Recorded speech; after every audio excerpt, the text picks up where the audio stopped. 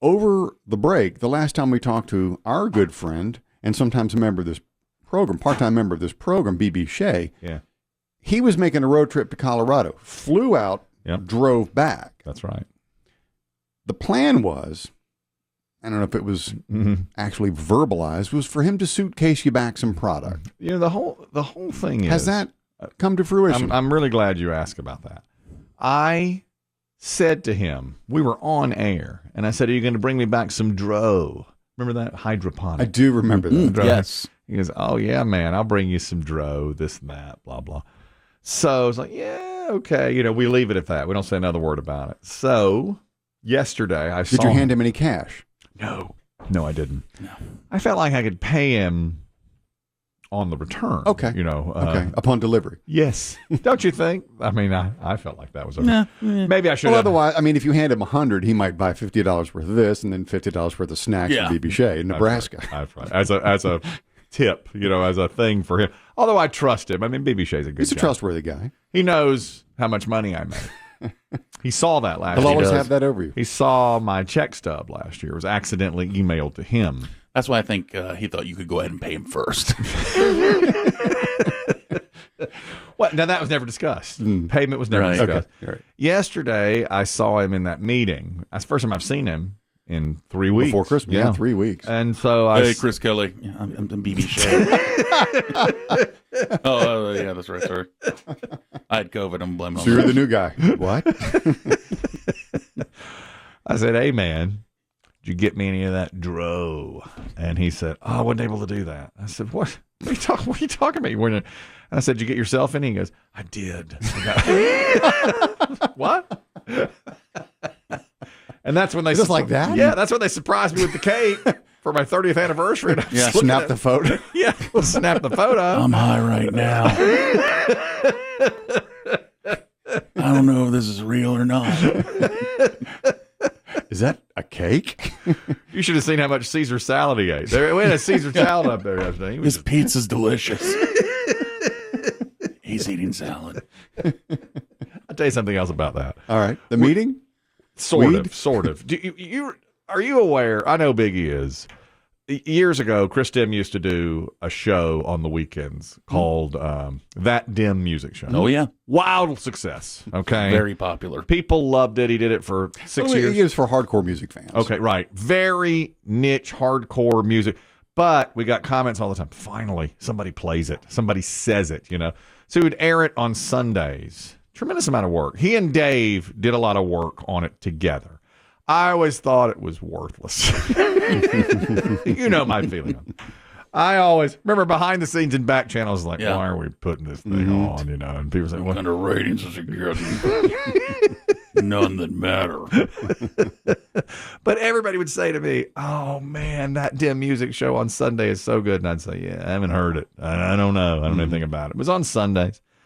Well, apparently you all came back with a Christmas Day, that Demm music show on Christmas Day.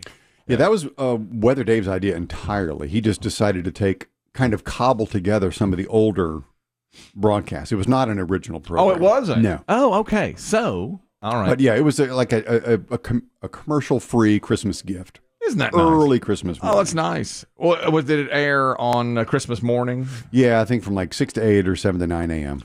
Well, for a couple of weeks in early December, I would hear Chris Demm go into Dave's office, and they'd be like, well, let's do this and let's do that. And I would hear them chatting about it. And then I would leave and say, bye, guys. And, and they'd turn. Very rare occurrence where they'd go in there. So I went home one day and told my wife, they're planning my 30th anniversary party. It's clear. Said I wasn't going to say anything. They know what this means to me. I'm glad they're stepping up. I said, man, they got some big plans going on. They keep going back and forth. Yeah. And Kristen's always over in Dave's office. You know what's going on. They're planning that. Gosh, golly, guys. What are they going to do? Oh, man. It's going to be so over the top. It's going to be so much. It's gonna be... Well, it turns out when I did get my 30th anniversary cake, Chris Demm wasn't even in the room. Nope. I didn't know it was happening. I kind of... I will say this. The wheels were set in motion for that event several weeks back. Right. And as the senior member of the team here, I was consulted about what happens, because it's kind of unprecedented in this company. Well, yeah, you don't get that. There aren't that many people who worked here that long. No. And so people ask me, what have we done? What should we do? That kind of thing. Right. And I fully expected to be invited Yeah, I mean, as a part of the party planning committee. Yeah, you'd think you would have been there. some of us that work with you. I don't know. We work more closely than most. Yeah. I would say. More than most. And I didn't hear an announcement. no, there was no. I didn't get an email, No, stop in, anything. You were on the way out. There wasn't even an intercom page. No. Yeah, the only way I knew was Chris Kelly said, cake downstairs if you want some, Biggie. And I went, cake for what? Oh, my 30th. I got you a cake? Oh, yeah. Big party. It's very nice, though. It was very, very nice. Yeah, I yeah, really yeah. appreciated it. I mean, it's nice to be recognized. It is. Yeah, but egg on my face when I thought, I told my wife, I was like, man, they are doing something big. It has something to do with the song Step Into Christmas. It's big. This is really, really big. Yeah. And I don't know if Biggie knows this, but your favorite cake, Chris Kelly, is red velvet. Yes. And to their credit, that's what the company provided. Yes, they did. Ricky from sales said, I hope you like red velvet. I said, I had already started eating it. He says, red velvet. I said, it's my favorite. He goes, it is? And I said, yeah. They could have asked me that, but they didn't. I know. I said, I thought that's why you got it, because it's my favorite. He's like, no, man, I didn't. Oh, yeah. No, he just got one. Yeah, it was like a messed up cake. Yeah. A factory second. And actually, I'm going to need that clock back. It's from the Things Remembered display. We're going to get you one of your own, though. Yeah, this says always in our hearts, Grandma. It was so nice, though, to be remembered. Yeah. Yeah, it's touching. Isn't it? It's touching. Yeah. It Did you really make a is. speech? Briefly. I wasn't expecting it at all. I just said, how lucky I felt. And When I look around, I don't know most of you. Which is what 30 years is like. See a lot come and go. Is anyone I worked with here? I mean, I know Dave's out. Yeah, but Dave was out. So Demm is downstairs. Dave was Biggie's downstairs. down Biggie was downstairs. They didn't say anything about it. I couldn't do it without. They're not here. It was a brief. It was a short speech, but Yeah, it I was- think he's pissed. I think so too. But what Biggie does not know is that you decided to squirrel away your cake in the break room yes, fridge. I did. I Smart. so it's down there, and That's why the show kind of slapdashed together. that's right. I had a little quick At the last minute. bit of it this morning. and Biggie has a name for it. with the Second day syndrome. Yeah. Oh yeah. Well, yeah, because Chris Demm came in this morning ahead of you, and he said, "I'm running behind," and I said, "Me too." I said, I struggled to get up this morning. Yeah, day one, I'm always, boom, let's go. Yeah. Second day's harder. Second day, I snoozed like 3 times, and it's just I felt off. Let me tell you, this show started 24 years ago today. First day wasn't too bad. It was like everybody came in and was like, all right, pretty good. Second day, awful. Disaster. And everyone said, what happened? And it's like you prepare for forever for the first day, and then the second one you're just like, oh no, this is not even good at all. You Yeah. know? It's like I don't know, maybe TV shows go through that, like the pilot's good, and then it's like or the first season's good, and then where do you go from there? Yeah, you will often hear, like in the music world, that bands had the cliche is you have 20 years to write your debut album. Yeah. 6 months to come up with your second one. That's You know, so that true. in the olden days. That's a really good point. Are most bands' first albums their best albums? You're a music person. Do you think? I don't know about probably that. more often than You not. think it is true? The I mean, debut album. in the classic rock, yeah, they're great debut albums. I'm trying to think about. I mean, would you say, like, I just read that is it Synchronicity is 40 years old this year from the Police. Okay. That's not their first though, is it? No, that was their final. Okay, but is it their most known? Probably because it's got Every Breath You Take. on Okay, it. Yeah. So would that be considered their best? Probably not by you. I love the first 2 records. Well, there you go. The most. There you go. Maybe if But I was younger. I mean, it kind of hit me when I was a teenager. So. these are the lost and found stories that I just said were going to be. Quote, astounding. I think I'm going to stand by. I'm going to stand by this. Biggie, you back me up on this. We'll see. Prepare to be astounded. Okay. There's a woman named Shea Day who was unwrapping her Christmas gifts on Christmas morning, and one of them was an engagement ring which she had last seen 21 years ago. Before she got married to her current husband, they were at his parents' house, and she was in their bathroom, and she had put the engagement ring, which she had had less than 6 months, on the counter of the sink as she washed her hands, and she accidentally knocked it into the toilet as it was flushing, and it went down. Oh. I mean, the toilet with the water was swirling. She knocked it, and she reached and couldn't get it back. The worst. Well, they have a septic tank. This is 21 years ago. They dug up the septic tank. The husband got in there, went around. The father-in-law, they all went around trying to could not find the engagement ring. So he got her another one, a second engagement ring. They got married. Time goes on. Now, 21 years later, earlier in last year, the parents of the husband get a new toilet. And when they take out the toilet, it comes falling out of the pipe. It had been the original ring. And the original ring through. Never made its Never way made it through. into the tank. Did not make it into the septic tank. And so they put it in a tiny toilet, a tiny ceramic toilet, and wrapped it up in a box and gave it to her as a Christmas present on Christmas. And she opened it up and knew immediately what That's it was. funny. Isn't that awesome? Here she is talking. This is the woman who found, or she got the ring back after 21 years. I had taken my ring off. It was sitting on the counter, so when I sopped up the water, guess I didn't pay attention very well, snagged my ring in the process, and tossed it in the toilet. Plumber unhooked it from the ground and then just dumped it over in the tub to get the excess water out, so when he took it out, it didn't drip through the house. And when he did, the ring come out. That just is absolutely amazing that it's just been sitting there. To know that everyone cared enough about it and thought it was so cool that they didn't tell us it was an actual genuine surprise. It brought tears to both our eyes. How about that? That's husband and wife.